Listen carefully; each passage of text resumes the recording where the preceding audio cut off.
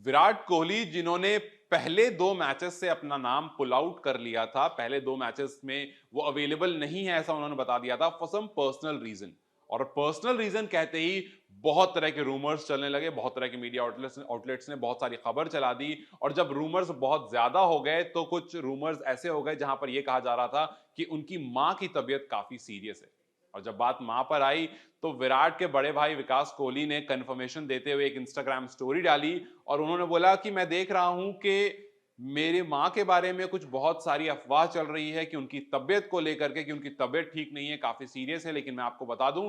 कि उनकी कंडीशन काफी स्टेबल है, वो काफी फिट एंड फाइन है और उन्हें कुछ भी नहीं हुआ है। और मेरी रिक्वेस्ट आप सबसे ये है कि बिना जांच पड़ताल के किसी भी खबर को आगे ना बढ़ाएं। मेरी रिक्वेस्ट सारे मीडिया हाउस से यह है कि बिना हमारी कंफर्मेशन के या बिना हमसे कुछ पूछे हुए किसी भी तरह की खबर आप नहीं चलाओ, बिकॉज ऑब्वियसली फैमिली पर उसका इफेक्ट पड़ता है।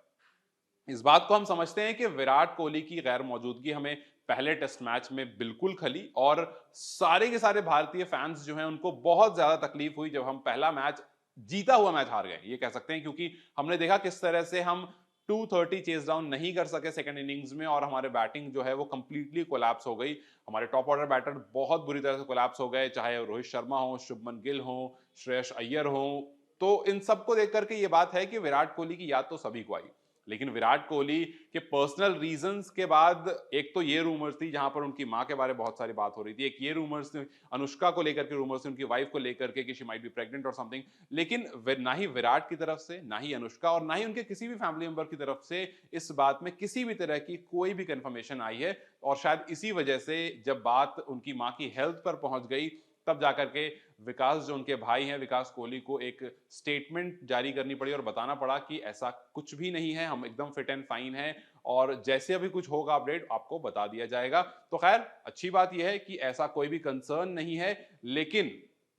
एक बुरी बात कहें या फिर एक उदास होने वाली बात यह है कि विराट की तरफ से तीसरे मैच में वो आएंगे या नहीं आएंगे, इस बात की कोई कंफर्मेशन नहीं आई है बीसीसीआई की तरफ से। जी हाँ, कुछ रिपोर्ट्स जो आई हैं उसमें साफ साफ ये लिखा है कि विराट कोहली ने ये जरूर कहा था कि मैं शुरू के 2 मैचेस पर्सनल रीजंस की वजह से नहीं खेलूंगा, I am pulling out my name, लेकिन क्या वो तीसरे मैच में शामिल हो पाएंगे या नहीं हो पाएंगे ये भी एक बहुत बड़ा सवाल है। और ये सवाल फिर से भारतीय फैंस को थोड़ा जरूर डराता है, क्योंकि जिस तरह से हम पहला मैच हारे हैं, हमें दिखा है कि हमारा जो मिडिल ऑर्डर है, जहां पर विराट कोहली एक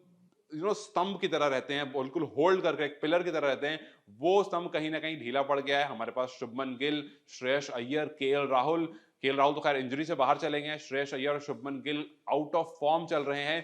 तो अब विराट का वापस आना बहुत जरूरी है, ये बात हमें पता है। दूसरे मैच में सरफराज या पाटीदार दोनों में से कोई एक जरूर खेलेगा, लेकिन विराट के आने के बाद जो भी वो होगा, या फिर पूरी टीम में 4-5 जो नाम है जो आउट ऑफ फॉर्म चल रहे हैं उसमें से जो भी अच्छे फॉर्म में नहीं होगा उसको बाहर निकलना पड़ेगा, अगर रजत या सरफराज जो भी खेलते हैं वो परफॉर्म नहीं कर पाते हैं तो खैर विराट कोहली को लेकर के जो भी अभी रूमर्स चल रही हैं, उनके भाई ने ये बात क्लियर कर दी कि वो सारी की सारी रूमर्स हैं और ऐसा कुछ भी नहीं है। और हम उम्मीद करते हैं कि तीसरे टेस्ट मैच में विराट कोहली वापस आ जाएं, सो दैट ये जो मिडिल ऑर्डर थोड़ा सा वीक हो गया ये वापस से स्ट्रांग हो जाए। तो तब तक के लिए आपसे ये रिक्वेस्ट कि अगर आप तक कोई भी रूमर से कुछ भी पहुंचती है तो उसको आगे फॉरवर्ड ना करें, और जस्ट फॉर कंफर्मेशन इस वीडियो को लाइक और शेयर जरूर करें और जाते जाते चैनल को सब्सक्राइब करते जाएं।